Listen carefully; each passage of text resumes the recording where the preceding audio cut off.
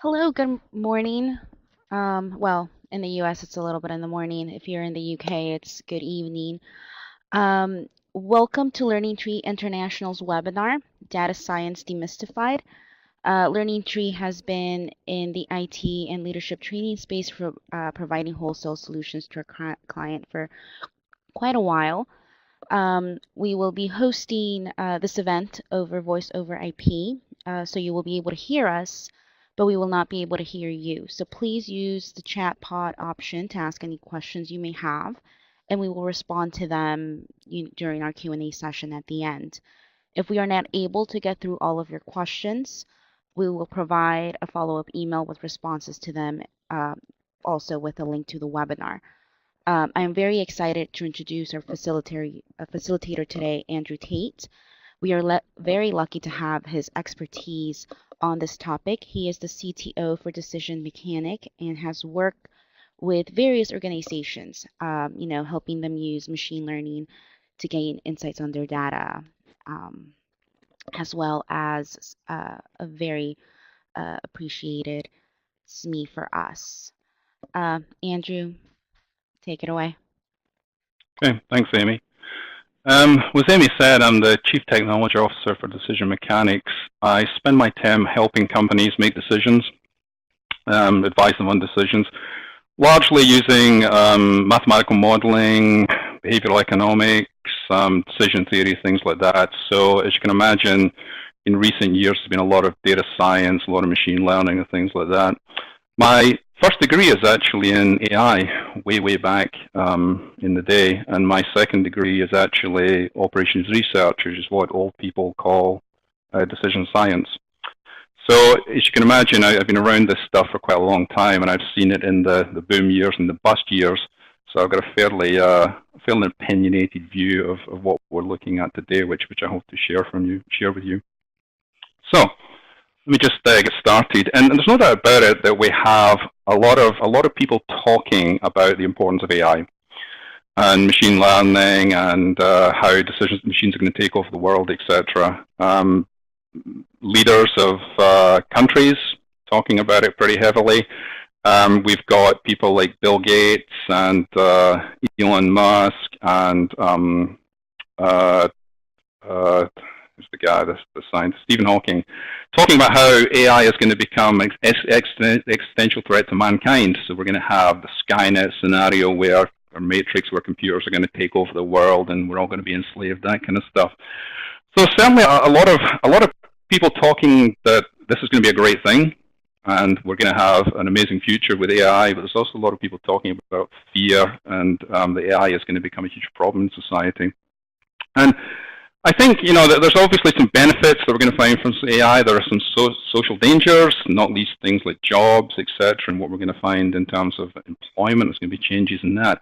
But I think there's a lot of hype, and what I want to try and do is actually cut through some of that hype and talk about what AI actually means for us today in terms of business and what sort of opportunities it presents for us and what sort of risks, if any, and maybe talk about a bit about that, maybe things are a little bit more the same than we actually think they might be. I kind of agree with Vladimir Putin here mostly, but there's one kind of thing that he's probably got wrong. I'd probably say that we're not talking really about one word maybe. It's not AI that's going to change the world. It's not the people who control the AI. It's the people who control the money, excuse my writing, are going to be key. And this is always going to be the case, actually. I think that a lot of the rush to AI is no real change at all. It's about who is going to control what they've always controlled, basically, that's going to make the difference. And AI is just yet another tool that we're actually going to work on we're going to use to actually achieve our goals. So let me just press on through. And I think one of the challenges that we find with AI is that a lot of people there's a lot of panic about, oh my God, I don't really understand AI, what is going on? And when I talk to organizations, people really, first of all, they want to know what everyone else is doing and what they're achieving with it. And obviously, you can't really say what other people are doing. There are privacy issues in terms of commercial confidentiality. But that's the first thing everyone wants to know. And then they want to know whether they're doing enough and what they can do better, etc. So everyone's in a bit of a panic with this, really. This is a fairly old quote. I mean, it's from 2013. but it's still kind of relevant in that people are still in this situation where they're panicking a little bit and saying, am I actually doing what I need to do with AI? Am I being left behind? And the answer is probably not. The answer is probably really depends on what you're doing and where you are. But I think there's a lot of panic into people feeling that they have to actually jump into AI right now, and actually you need to be more nuanced about it, I think. And hopefully we'll talk a bit about that as well. I think one of the things that we had with, for example, in the UK is that Philip Hammond, our Chancellor of the Exchequer, so number 2 in government really, is talking about putting autonomous cars on the road by 2021 or something like that. Now, that's obviously what that actually means is a difficult thing to know. I mean, what if we get 2 autonomous cars on the road? Does that fulfill it? So certainly you can put autonomous cars on the road. But even with autonomous cars, which are one of the things that one of the big success stories in terms of AI, there's a lot of again, there's a lot of hype around that. Toyota are really now looking at how they can use AI and the human together to have some sort of hybrid, because they don't believe that we're going to have autonomous cars on the road anytime soon, not fully autonomous cars. And I think we've been led to believe that this is happening any moment now. And I think the reality is that actually that we're not quite as far as some of the media might suggest we are. If you just think about it from your own perspective, one of the things I like to do is just think, how much is AI really affecting my life day to day? I've got an Alexa, the Amazon Echo thing. And really, it's a great toy, but after you've used it for a few days, you start to think this is really actually quite hard work in trying to get anything out of it and trying to get it to do anything useful for me. I mean, it can answer questions and it's all really clever stuff. But how much is AI really changing our day-to-day life, if you think about it? And it's not that it's the most amazing thing ever, and there's credible things that are happening to us, and that doesn't really seem to fit a lot of the hype that's going on out there. I'm sure you'll agree. So, I mean, if you just look at your own day-to-day situation, your own day-to-day work situation, AI is not really changing your life. It doesn't mean that it's not coming, but right where we are, I think that there's a lot of overselling on it. One of the things as well I think we find is there's kind of an obsession with data, and everybody's talking about big data and data analytics and data science. And again, I think this gives us the wrong view of where we are currently, in that really we shouldn't be focusing on data. Data is just another input. We're not trying to actually do science on data. Sure, there are things we want to do with data to clean it up, but ultimately what we still want to do is make decisions. And we've been doing decision science for decades, not longer. And really we need to keep that kind of focus and realize we're still trying to make decisions. Sure, we have new tools, we have more data, we have the ability to do things faster, we have the ability to do things cheaper. But at the end of the day, we're still actually trying to make decisions in our organizations. And a lot of that just hasn't changed really. It's just we've got new tools to help us do a bit of that. So really decision science, I think, is where we're focused on, where we need to be focused on. And as I alluded to earlier, a lot of organizations are actually leaping into this thing and thinking, right, we've got all this data, we can just actually throw our data in and get some answers out of it. And I find this going on a lot of the time, that organizations start a data science project, they get all the data they have, they throw it into some off-the-shelf processing engine and hope that magical ideas are going to come out of it. They hope fascinating insights are going to come out of their analysis by doing this, and they never do. And often you'll find people who, you've just been talking to for a few days about data science will attempt this, and they get quite disillusioned that this sort of stuff isn't working. And the reason it's not working is because you really need to apply data science, machine learning, AI in the context of your organizational strategy in support of the decisions you would be making anyway. We're just trying to actually do better in assisting organizations in making decisions. I had a company that talked to me about a machine learning thing that put in place, and it was in terms of churn, so customer churn. So they were actually talking about customer churn is where customers leave you. And obviously it's more expensive to get a new customer than keep an existing customer, so it's quite bad to actually lose customers. And they said to me they built this machine learning model that was 95% accurate.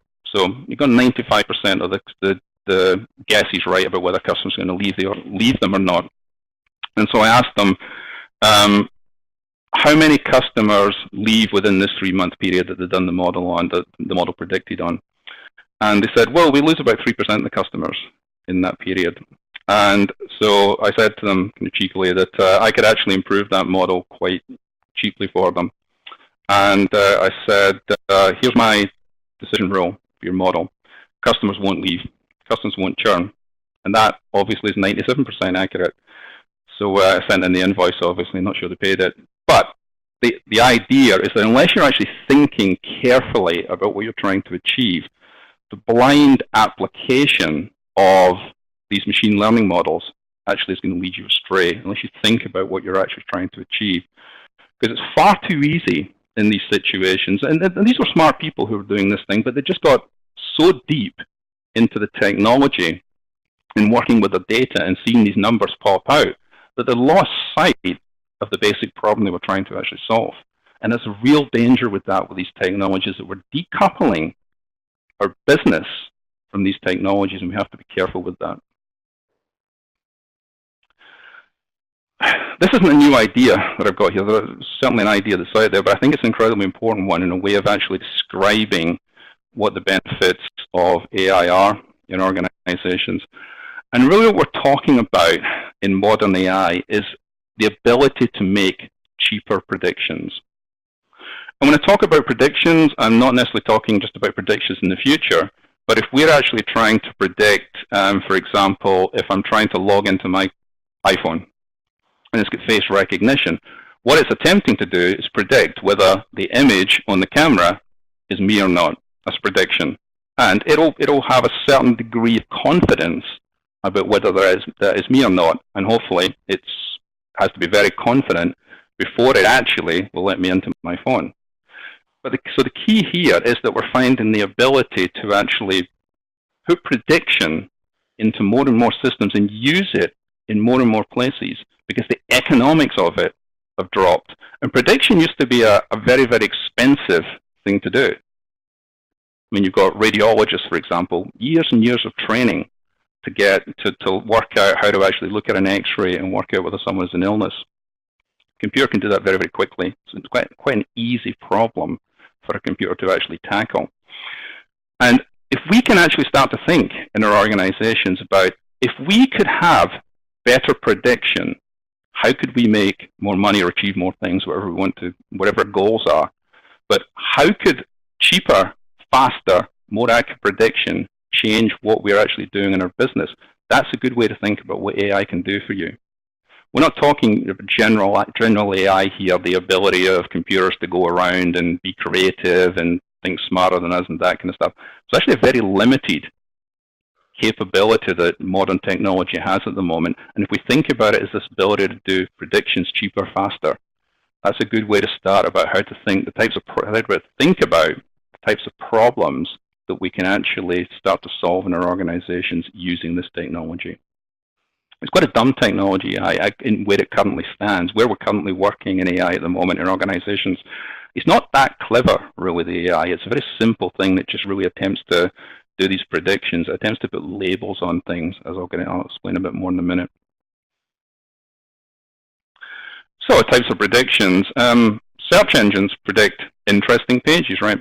Search, when you're searching for something in Google, it's attempting to predict the actual page you really want. So you're typing something in and you want some information on that topic, and Google or whatever search engine you're using is actually attempting to predict what the right page is to explain what you need, what you're looking for. Amazon's attempting to predict purchases we'll want to actually buy. Netflix is attempting to predict movies of interest to us. It's attempting to actually predict things that we want to watch. Autonomous vehicles predict dangers ahead. Oncologist predicts cancer diagnosis. Radiologist predicts, problems based on the X-ray. Alexa's predicting things. Alexa's predicting what the question I asked was. So Alexa doesn't know the question I asked. It's predicting based on the words I said what I really wanted to know. Again, it's a prediction technology. So what we're looking to do in all these cases is actually improve our prediction capability. And having better predictions can actually change our business models. I mean, when you start to think about what a prediction can do and you get creative about it, you'll actually find that you can actually change radically what you do. Take, for example, home deliveries of groceries from supermarkets. The UK is a leader in this. We have a lot of our groceries delivered. And people initially used to think, oh, I'm not having my groceries delivered. I like to go and choose my strawberries and make sure they're not rotten, etc. But actually, what turns out that the big supermarkets do quite a good job checking that because they want you to keep using the service. They're not going to send you garbage. But when you actually get your delivery, they've often substituted various items because they may not have the item you asked for.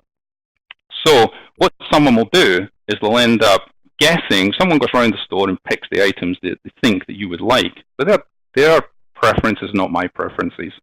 So, I might like a certain craft beer. They might actually replace it with something I don't like. And you refuse the items and they go back if they were substitutions. But a lot of these substitutions are actually thrown away. So there's a lot of value in the supermarket and actually getting better at predicting the items that you would actually be happy having substituted. And if they can get close to 100% on that, it means they've got no waste, nothing coming back, happier customers, it's all a win-win. Fine, that makes perfect sense, straightforward. However, once you start to be able to predict 100% what people want, suddenly you're looking at a possible business model of, I don't go on and shop anymore.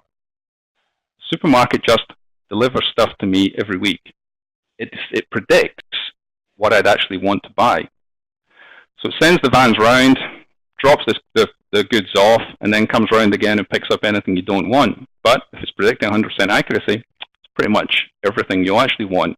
So suddenly, we're no longer shopping, but we're actually having a business that's actually able to just predict what we want and deliver things to us. And the ability for that business to actually then optimize its delivery chain becomes higher, so food becomes cheaper, etc., etc. So suddenly, you've completely altered your business model based on your ability to make better predictions. And that, a lot of people believe, is the type of thing that Amazon is attempting to achieve. But you can see how that once you get better predictions, suddenly if you think about your business and what prediction actually can do for it, it can radically change what your business is. And there's a lot of organizations that are actually basing new business models on prediction, because the ability to predict cheaply and the fact that small companies and individuals can actually get access to these technologies off the shelf means that a lot of people can come into the business that wouldn't have been able to before and start disrupting these larger businesses. And that's why a lot of these large businesses invest in technology through fear of actually what's coming down the line from nimbler competitors, obviously. But you have probably found as well, although we have all the hype about AI, in some of the examples that I've just written there, Amazon predictions, Netflix predictions, Twitter predictions of what I like, they're not that good, are they? I mean, I find myself, Netflix, I'll watch sci-fi things, and Netflix will recommend other sci-fi things to me. Not really rocket science, is it? And so, we need to actually understand where we are, even with the things that AI is currently good at, prediction. We're actually still in early days yet. We've not quite really worked out how to get the most out of this, but that's where a lot of the research is obviously going in businesses at the moment, into this ability to predict. So machine learning is effectively, you put a set of inputs in, and based on those inputs, you've got a set of outcomes that you want to find. So what you do is you train the model. So, for example, I built a system for people where a video camera would look at the person coming in, and then it would say which employee that was. So what I was able to do is take lots of pictures of the employees of the organization, and then I told the system, whenever you see this employee, it's Steve. Whenever you see this employee, it's Susan. Whenever you see this employee, it's Jane. And took lots of pictures of the employees and trained the model on these different pictures. And then I was able to take a picture of an employee, a picture of an employee I'd seen before, but the picture was taken from a slightly different angle, etc. I was able to show the system that, and the system was then able to predict who that employee was, even though I hadn't seen that particular picture of the person before. So what we're doing in machine learning is prediction, but we're largely just labeling things. So we're saying, given what I'm looking at, or given the piece of data I'm passing into you, what label would you put on that? So, for example, if I put someone's profile in terms of their how much money they earn, whether they're a homeowner, etc., I can get a yes/no prediction on whether they're a good investment in terms of giving a loan to, for example, a classic kind of like a machine learning problem. I can show them images, I can show them, in the case of Netflix, I can show the types of movies I've watched in the past and what would you predict would be the movie I'd want in the future. That's really all that's going on. I'm just labeling, so I'm putting something into the model and I'm trying to label it in terms of the output, predicting that label. And that's really all the machine learning is doing, no matter how complicated it is. You know, there are more sophisticated, less sophisticated models that are better at putting those labels on. But ultimately, we're giving them input data and getting them to predict a label that should be applied to that data. And that's quite a general purpose tool for doing prediction, but that's all that's really going on. You possibly saw Microsoft a couple of years ago created a website that did this would predict how old you were. So what you could do is actually take a picture of yourself and have it actually guess your age. I did it at one point where, you know, I was pretty unshaven and pretty rattled, and I think it guessed 81. I was pretty unhappy with that, but you know, that's AI for you.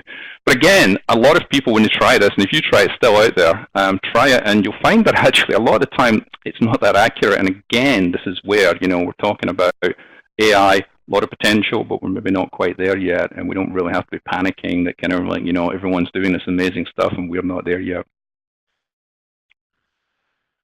Machine learning is actually incredibly stupid as well a lot of the time. And you see here that I've used a classic, I've used here a classic classification tool, a classic classification algorithm called k-means. And what I've attempted to do is tell this machine learning tool to find two clusters in this data set for me, right? Now, toddler, could actually tell you that there are two here. We have one group and we have a second group, yeah? But the computer was not able to do that because the computer, in this simple algorithm, can only look for categories that are actually in straight lines. So what it's done is it's drawn an arbitrary straight line, and it could have drawn, it could have drawn that line anywhere. But that's the only type of problem it can solve. And unless we describe this problem to it in a way that it can solve, it's going to get a completely stupid answer. So if you transform this into polar coordinates, for example, you find you get two distinct groups, and the system can actually solve the problem trivially, and it gets a perfect solution. However, if we don't transform the data and just throw our data as is to our machine learning model, then we get garbage results. So really, we have to be clever and intelligent about how we're describing the data and understand how the models are working to actually get the most out of them. And that doesn't sound like the AI that was being sold. It sounded like I could just throw data in and I would get some results. So in machine learning, we're trying to do something pretty simple. Let's say we get these two sheets of paper. Sorry, it's in this small thing there. I've got a blue sheet and a red sheet. I'm trying to get them in the camera. There we go. All right.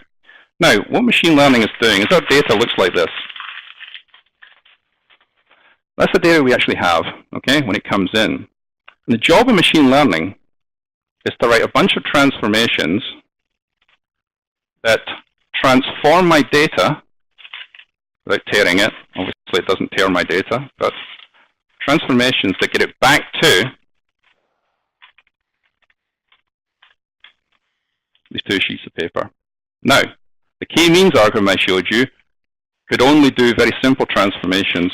The so-called deep learning neural networks we hear a lot about can do much more difficult transformations, but that's really all they're doing, is they're trying to take our messed up data and create mathematical transformations to unpick it, to separate it into different categories, different labels, so we know what we're looking at. What we have, just picking on Donald Rumsfeld's idea of the known unknowns, etc., AI is really only, machine learning, I should say, is really only successful in this area. known knowns. So if we know what we're actually looking for, if we understand kind of like the area, if we understand how to take inputs and classify them, put labels on them as people, we can train machine learning to actually do that. However, if we lack data, known unknowns, if we believe we know something but we don't really know it, overconfidence, or if we've got no past experience of something, machine learning is not going to help us do this. It's not creative. It's not a creative technology.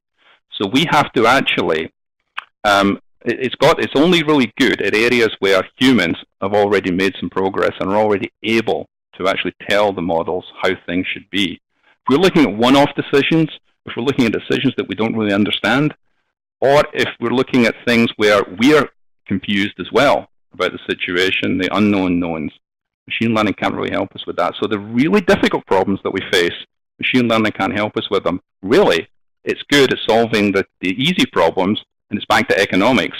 Why would we care about problems we can actually solve? The reason is because the computer can do it faster and more accurately, cheaper. And that changes where we can actually make decisions and predictions that we couldn't do before because we couldn't employ a human expert in certain situations to make those decisions. It's back to economics. And understanding the economics of our business is important. One of the things as well with AI is we've got to be careful with machine learning is because it's so stupid, it can actually make really bad decisions. So we have to be quite careful in how we deploy it. There's been a lot of media discussions about racism in AI because if the training sets are biased that the machine learning models are given, then the machine learning models will give biased results. So actually they perpetuate biases throughout society based on data set, based on historical data that was already biased. So we have to be very careful in how we train the models to make sure we don't build in historical biases in those models, which are then carried forward into the automated decision making that no one's checking on. And the scariest thing about AI is not how smart it is, but how dumb it is. Nick Bostrom does a thought experiment called the paperclip maximizer. And the idea is this paperclip maximizer is obsessed with making paperclips. That's all it does, makes paperclips. Gets resources and makes paperclips. So it starts making them out of scrap cars, possibly, but eventually it starts to exhaust the scrap cars, and it looks for more and more iron and decides, well, humans have iron in them. Let's actually process humans, make paperclips. So you could have, a machine that is actually destroying humanity, not through malice, which is the case of our traditional sci-fi, just through blind stupidity that it's maximizing for the wrong thing. So the scary thing about AI is not when it's really, really clever. The scary thing about AI is when it's dumb and unchecked, and we're not watching it, keeping an eye on it, and making sure that it's actually achieving the results we want it to achieve. When people talk about, you hear all the time that we're moving into a mobile-first world, right? We had an AI-first world. We've had search first and internet first and mobile first, and now we're moving into an AI-first world. And what does this actually mean? Well, the shift we have to make if we're going to actually trust AI is accuracy. When you're doing search first world, which is what Google was historically based on, it was built around search. Everything in Google was search. The whole company was obsessed with search. But as you move to an AI-first world, accuracy is what becomes the most important thing. You cannot work with a dictation machine that only gets 70% of the answers correct. Yeah? It's terrible. If you actually do that and try and dictate to a machine and you look at what's written, you spend more time editing it than if you fix it, than if you just wrote it in the first place. So you have to be getting up into the high 90s until you can actually use dictation.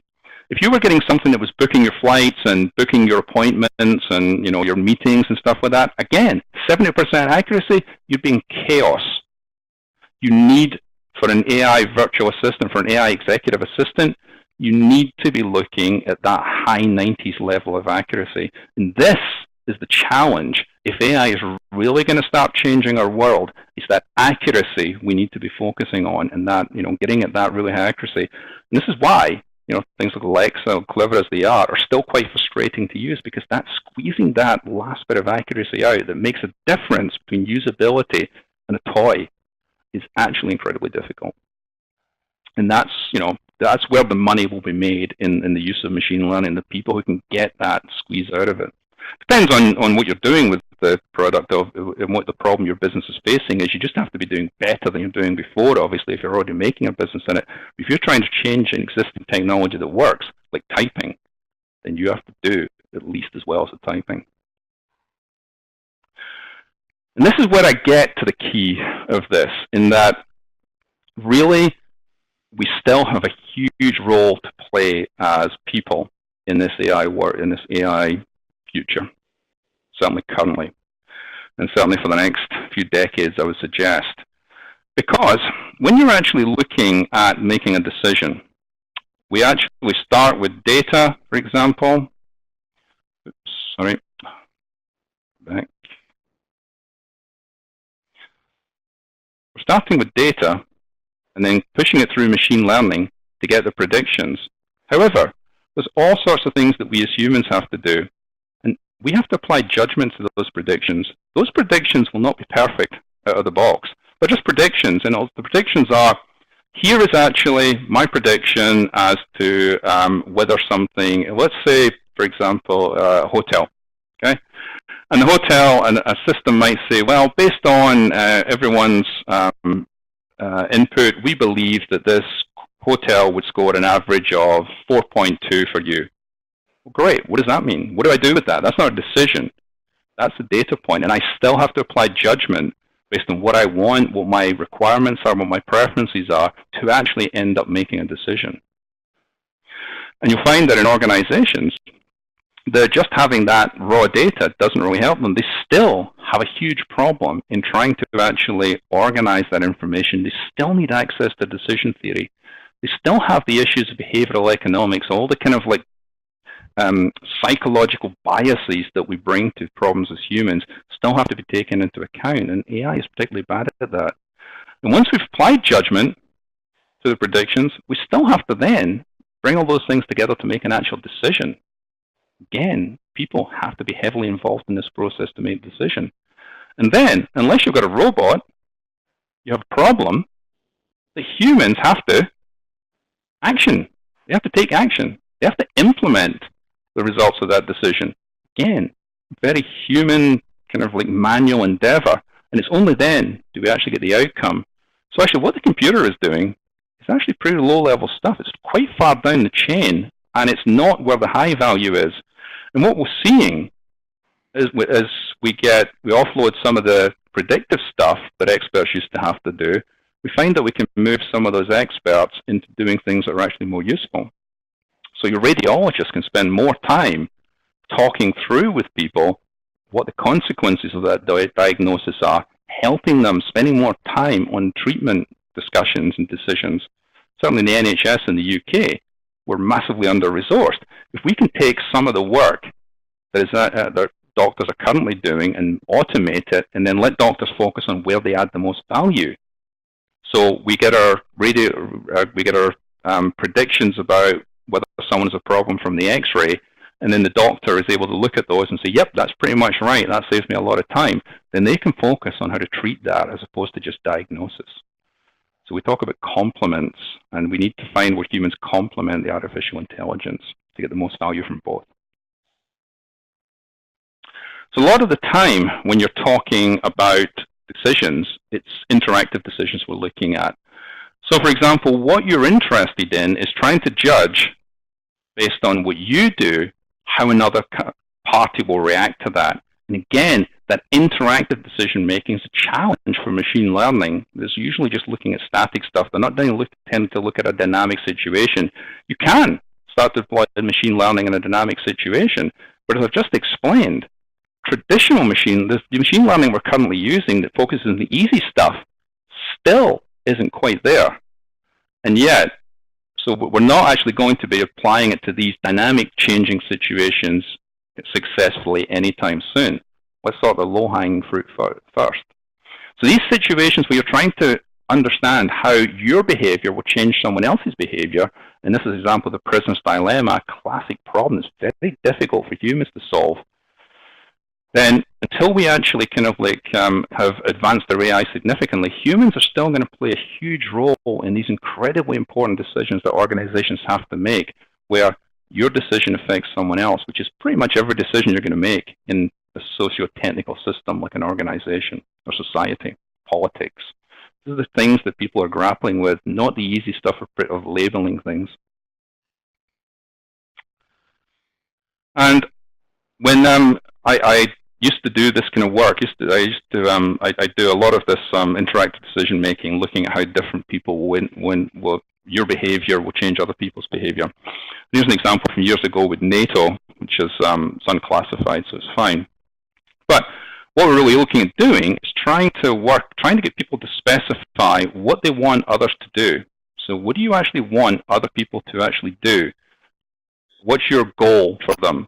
And then looking at what other people want you to do, and then looking at what people are threatening to do if you don't play ball with them, and then trying to work out what the logical problems are in this decision. And so here we're talking about decision theory, basically. Computational analysis, but it's just decision theory. And the key is that predictions have a part to play in this. So when you're actually in a military situation and trying to achieve this, you're trying to get another party to comply with your desires, you are interested in how quickly you could deploy force, for example. If they don't agree to this, how quickly we could deploy the force. If we threaten to do this, how quickly could we achieve it? Is it achievable? Is it believable? Because these things, or whether things are believable or not, are important in your negotiation. So you still need this traditional modeling. You still need predictive modeling to predict what will happen if you do something. But actually, the real decision making the real decision process is about interacting with other people and trying to convince them of something. Negotiation, again, machine learning is not particularly good at that, because what you actually want to achieve and what your goals are driven by beliefs, which drive your values, which then drive your actions. And changing beliefs and values is actually quite a difficult thing to do. And that's what you have to do to get someone on your side in these difficult conflict situations we actually find ourselves in modern times. And machine learning can do very little for us in these kind of real problems.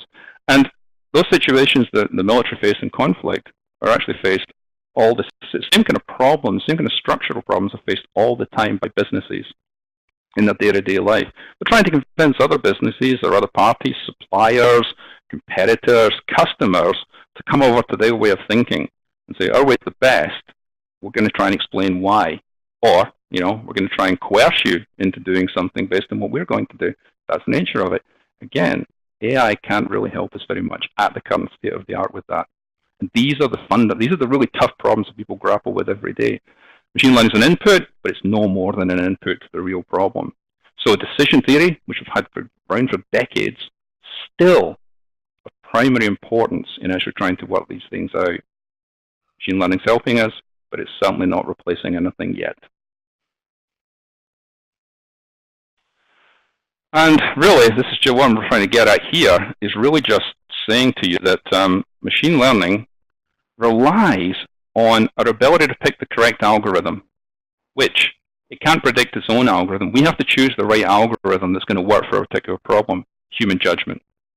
We need to evaluate this machine learning. We need to determine whether the model's any good. Again, it can't really look at itself and determine whether it's any good. That relies us to say, is this solving the problem we needed to solve? Evaluation. We need to monitor the machine learning over time. It's not creative. It doesn't see changes in the environment. It doesn't actually live in the environment, which is part of the problem. So it can't monitor whether it's actually still correct. And we have to do that. We have to monitor it. We have to pick the features out of the data that help the machine learning learn what we want it to learn. If you pick the wrong data, it'll learn the wrong things. We have to actually make sure that we pick the right data so it learns what we actually want it to learn. Okay? And finally, garbage in, garbage out. If the data quality is not there, if we pump in rubbish data, we'll get rubbish answers. And so we have to make sure that the data that's going into these machine learning models is decent and high quality. And again, that often involves a human. It's very difficult for a computer to actually do that. So many things that require our judgment still.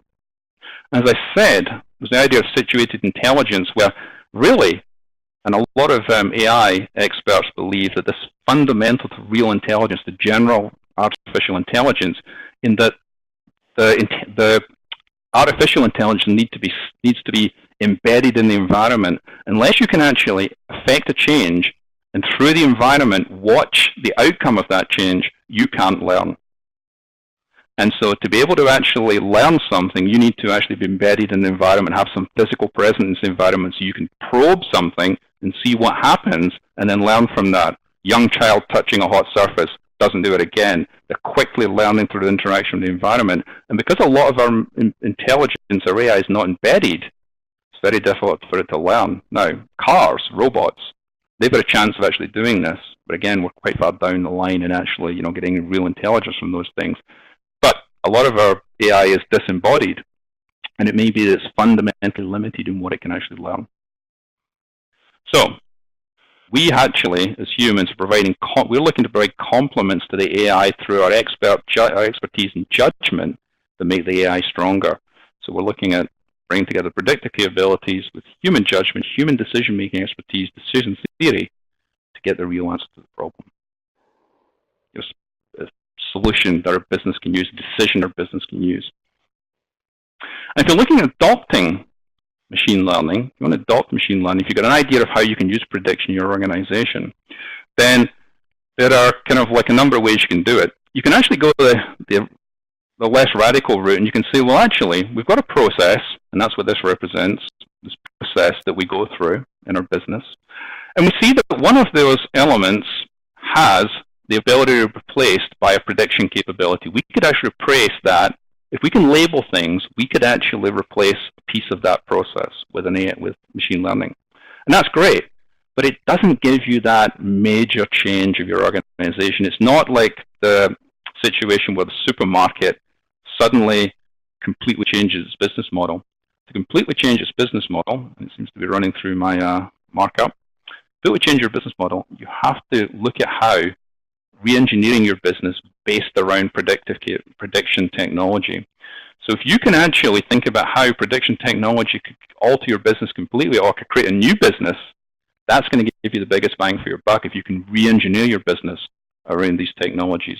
Not all organizations can. I mean, certain organizations will not have the ability, they won't have the types of problems that actually can be re-engineered to fit the current state of the art in predictive technology, because it's not very clever, is it? So if you've got a business that requires a lot of care and social care of the elderly or children, AI probably not going to, at this point, radically alter that.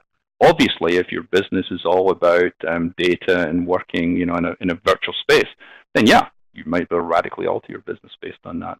But again, it's down to your organizations to try and think about, if we just had this ability to do predictions, labeling of things, faster, cheaper, quicker, more accurately, possibly, could we actually do anything with that? If the answer is no, then clearly AI is not changing your business at this point. So, but that's the kind of decision you have to make. And I always see there being three elements really driving your strategy in AI. And there's the data. So what data you have available to you is technology. So the computers, the algorithms, the cloud, all this kind of stuff that's available to us. GPUs that come from gaming, that's one of the drivers in this, where the gamers, their cards that move all the graphics around the screen can be used to build these neural networks, these very sophisticated machine learning models.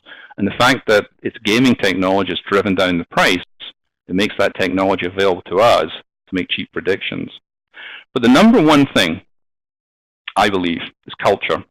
If you don't change your culture to actually want to use predictive technology and embed data science and data-driven, data-informed techniques in your organization, and your management aren't trying to drag that information into the process and look for opportunities to have information, look for opportunities to change from making seat-of-the-pants decision-making to utilizing these technologies, you are not actually going to get any benefit from them at all.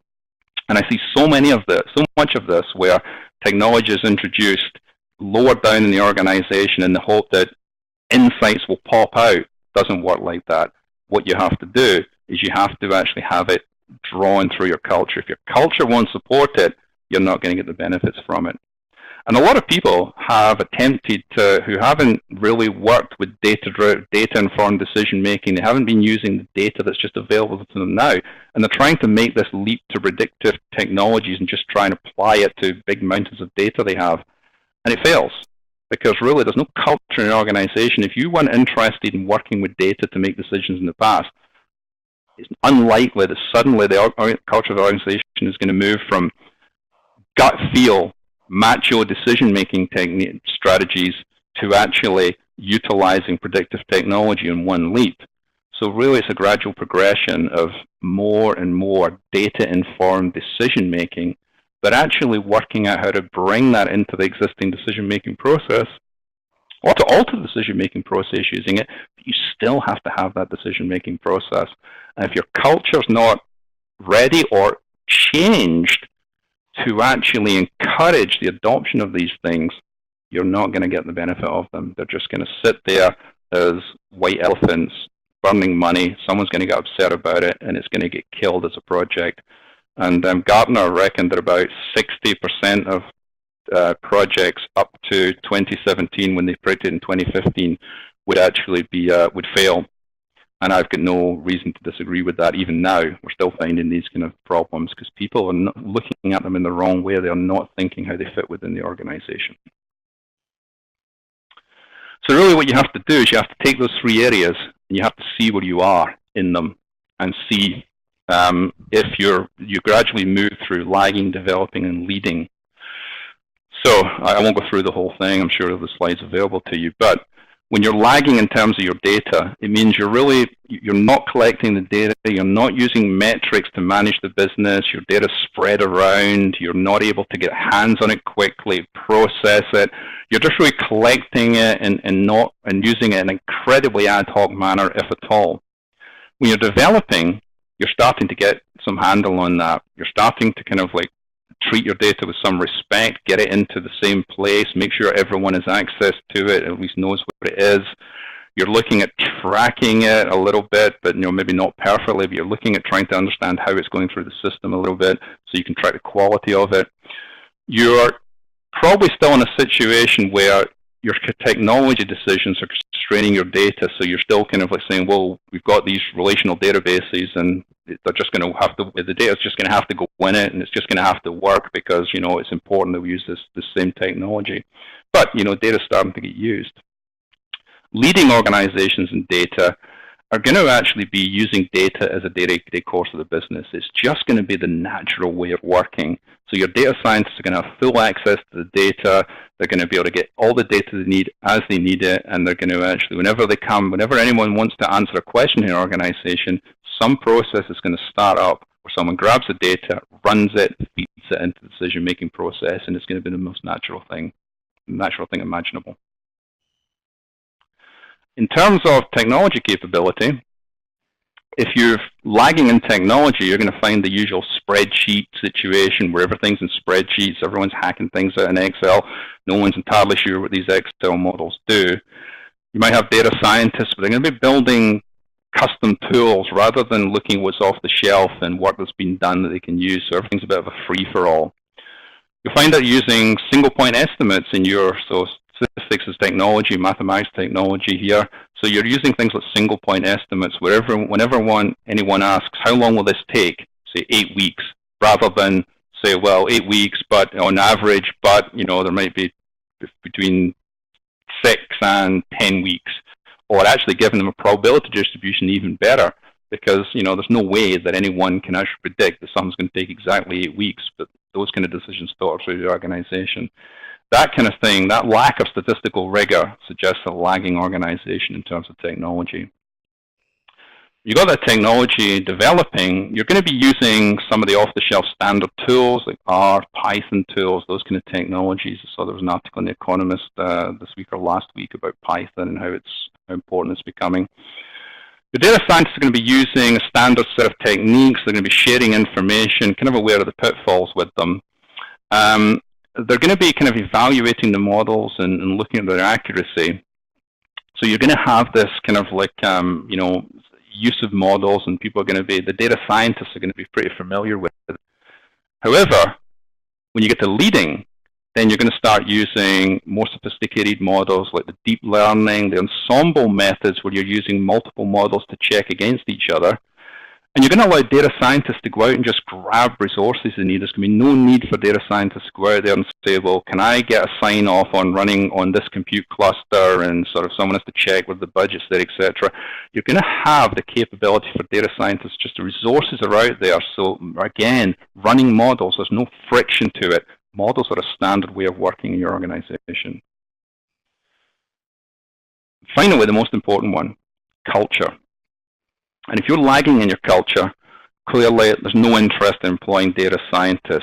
Decisions are still taken by the highest or the highest paid or the loudest person in the room.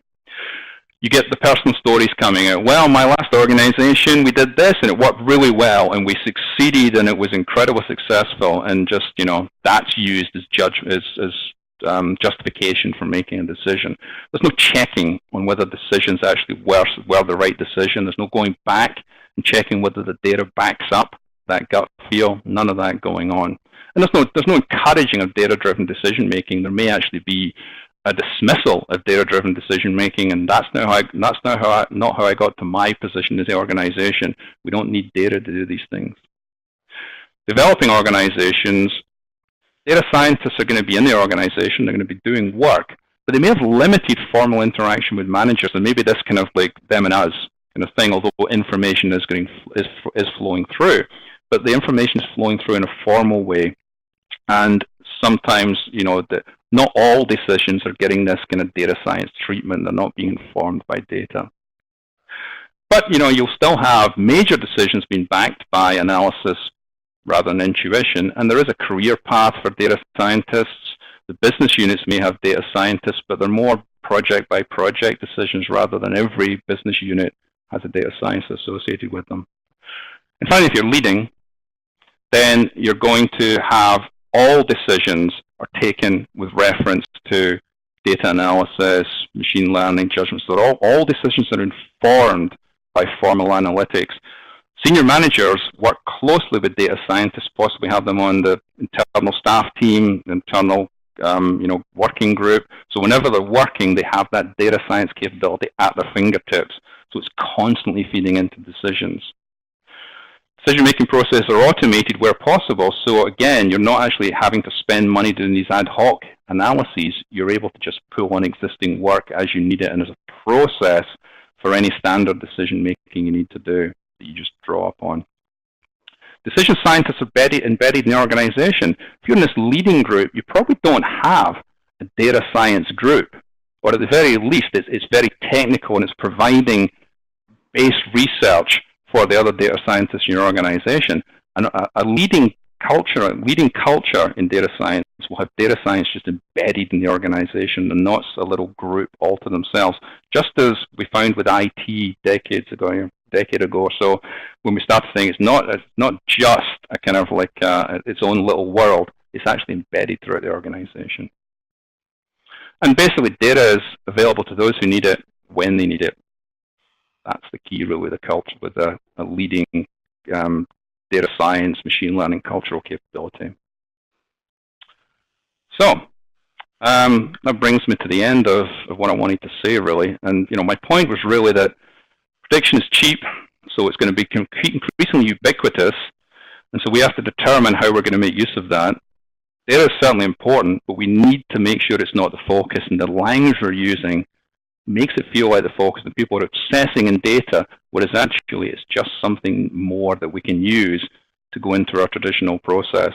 Predictions aren't decisions. We still need to make decisions. Machine learning is useful, but it's dumb. It's very, very dumb in current state of the art, and we have to be aware of its limitations. So judgment, getting over the weaknesses of machine learning, making sure we don't abuse it, still matters. It still matters a lot. And strategy and culture remain key to the successful use of our machine learning technologies. So pretty much what I wanted to say. Amy, do you want to move to the poll, or do you want to take some questions first?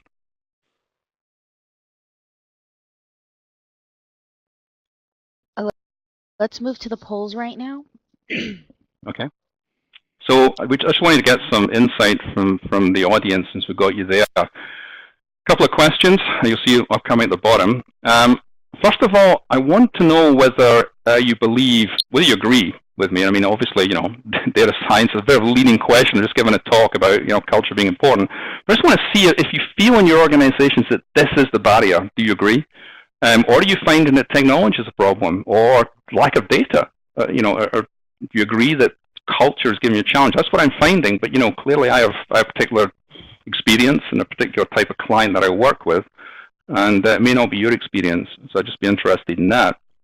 And the second poll, we're really just interested in kind of looking at, whether for future reference in terms of webinars, we're just trying to see what you might be interested in the future.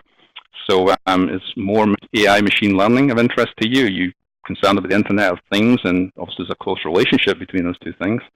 Or data analytics, the kind of like lower level, kind of like more standard traditional, just analyzing the data rather than all this clever stuff. Do you believe, look, all this is great, but we just need to know more about how to actually make sense of the data we have. We don't predict anything. We just need to get the data out of the silos we have it in and put it in front of decision makers. That would be the biggest win we can achieve. So, we'd be interested in what your views on that are. And hopefully you can see the results as they come in. Okay, so that looks like people have stopped voting.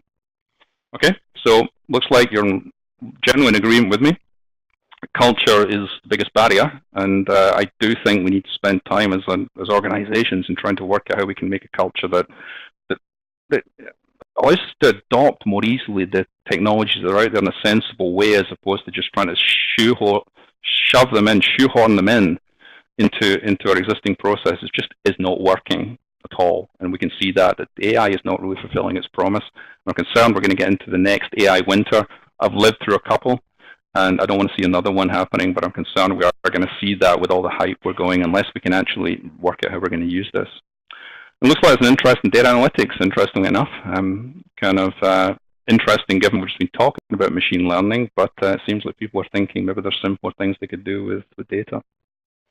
So let's open it to questions. I don't know whether, Amy, other questions, have you seen some questions coming through that we can start with? There's a lot of typing there. I don't know if you picked any out. Yes, so we have a question from Eric. What about machine learning with chess? It seems to be doing well in that application, even finding ways of playing that are against human rules. Yeah, and obviously there's AlphaGo that's been playing, Othello, or Go as it's called in other parts of the world. The thing about chess is it's actually incredibly well-defined world that chess lives in. I mean, there's a limited number of moves that people can take, and it's a really well understood problem because people are constantly playing it. So it's actually a very, very constrained world. Although there are an unlimited number of possible chess positions you can have, actually the world that the chess is played in, the board basically, is actually incredibly well defined. So it's actually quite an easy problem in a way for technology to actually solve. And again, I would say, we see the machines playing Jeopardy, and that's a bit more open. And poker, a harder game to actually deal with as well. And the reason they did Othello Go was because that's again harder than chess computationally. But again, they're all relatively constrained worlds with strict rules on them. And that's why we're finding that those things can be successful. And that's why we see this disconnect between, my God, this technology can play chess and it can play poker at the level of an expert, and it's able to win Jeopardy, which I couldn't even start to get any sophistication on that. But then we see that the computer can't answer a simple question about when I should actually, about booking my diary. Yeah, because it's different kind of problem. And I often talk to people who thinking about what AI can do. I say, think about this. We can replace the radiologist Replacing the radiologist, executive assistant, or personal assistant, incredibly difficult thing to do. That's a hard job to automate. Radiologist, in the core of what they currently do, very easy to automate. We're already there. Executive assistant, not even close. So it's the nature of the problem of chess that actually kind of like makes it easier for computers to actually work with. And the real world is much more difficult than that for computers. Quite easy for us because we're good at dealing with that ambiguity, but not so much for computers. Another question, Amy? Okay. You were discussing the accuracy of some machines need to have in the high 90s. Z Weaver asked how high 90s? 5 nines? Well, it depends on the problem, really. I mean, if you're talking about typing, then I would actually kind of be looking. I think 98% feels good. So feels acceptable in terms of sorry, I should say dictation. So if you're dictating to a computer and it can get about 98% accuracy, that tends to feel like it's worth doing it, and as long as it's doing it, keeping up with your speed, that feels pretty good. If you were kind of like, if you're thinking about an autonomous car that's making constant decisions all the time about corrections on the road to make, you'd be looking at the high, multiple nines, right? You don't want a car that's going to be 98% accurate in all decisions it makes. Whoops, well, 2 in 100 times I just drove into kind of like, a truck. That's not going to work. So, but you are talking about, I think, from the 97s and 98s for some kind of problems, yeah, absolutely, up to the 5 nines for certain other types of problems to be looking at. So, it's the classic consulting answer. It depends. But I think, most problems you find that humans are interested in, they expect a degree of accuracy when they're working with other humans. And you have to be getting close to accuracy or it's very jarring. You think 92% sounds great on dictation. It feels awful when you do it. So hopefully that answers that. Another question, Amy? Okay, we do have Richard Ousley asking, do you have a favorite tool for data analytic or tools? Yeah, I use a range of tools.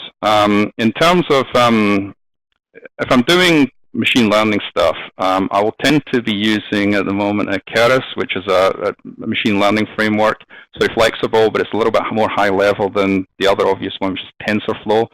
So if I'm doing deep learning neural networks, I like that package.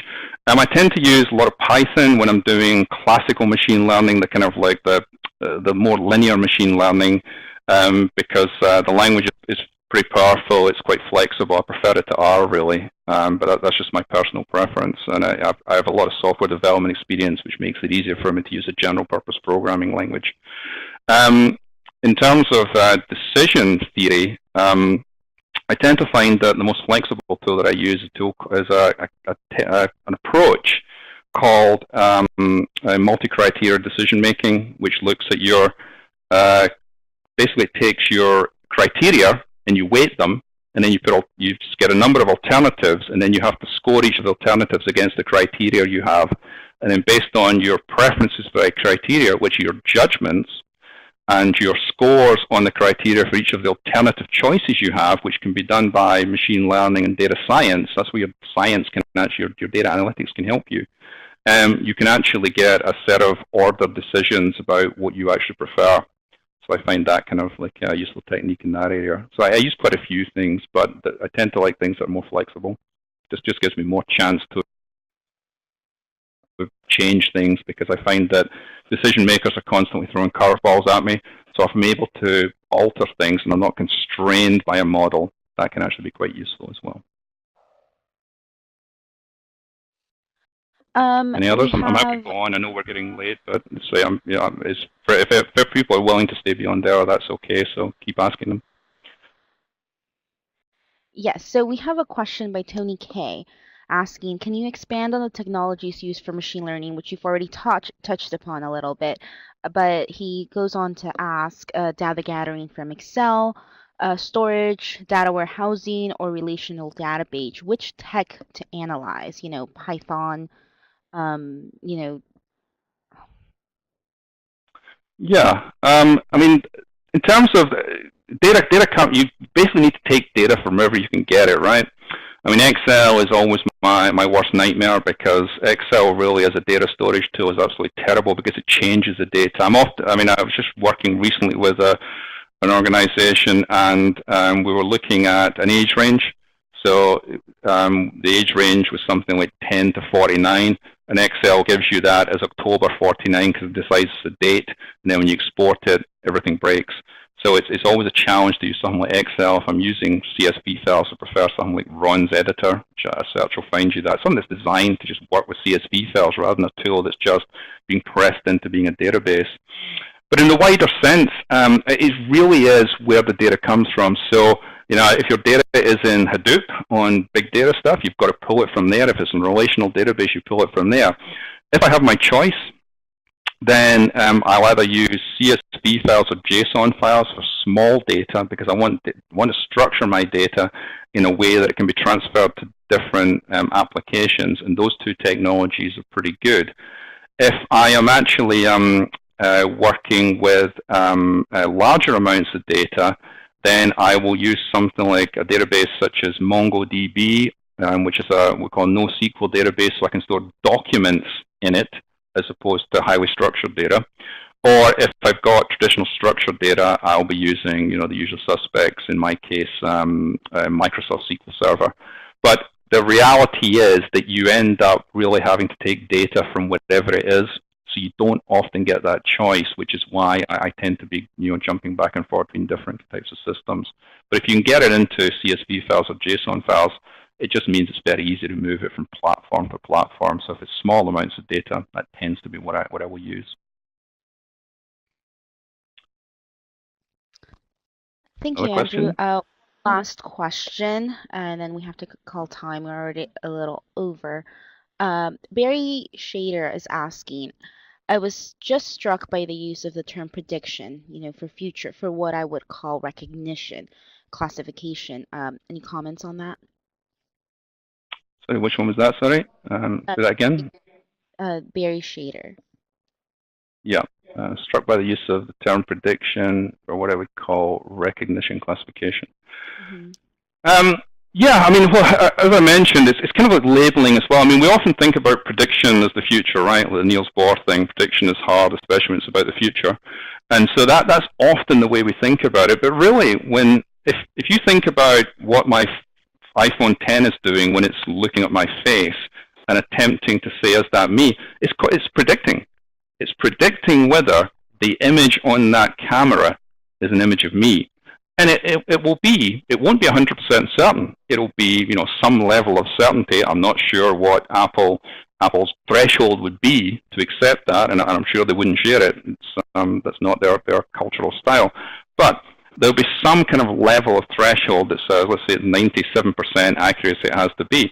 And so that's a prediction. They're predicting whether this is me, and they're deciding that they're 97% certain that it's me. So that's a statistical prediction. It's so it doesn't just have to be prediction about the future, which is the common use of the term. If you want to think about it as labeling, statistical labeling. So it's got a label that it's me with 97% certainty, and a label that it's someone else that's not me with a label of 3%. A label that's not me with 3% certainty. Fine, think about it that way. But it's about predicting whether the data it's looking at has a certain label, and it's got a certain confidence in that.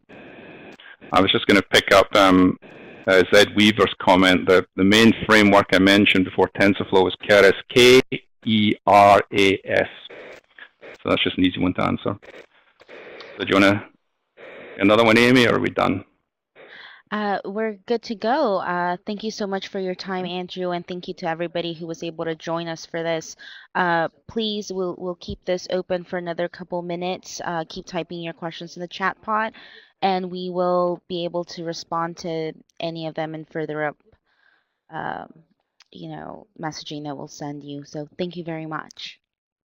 Yeah, thanks for all the questions. Just unfortunate we couldn't answer more. It's my favorite part of it, the discussion, really. I don't like listening to myself talk, obviously. I already know what I'm going to say, so I do enjoy the back and forward. But come on a Learning Tree course. They've got a 1253 data science, big data, and data analytics course, which covers machine learning. And if you come in one of them I teach, then we can certainly have these discussions over the 5 days.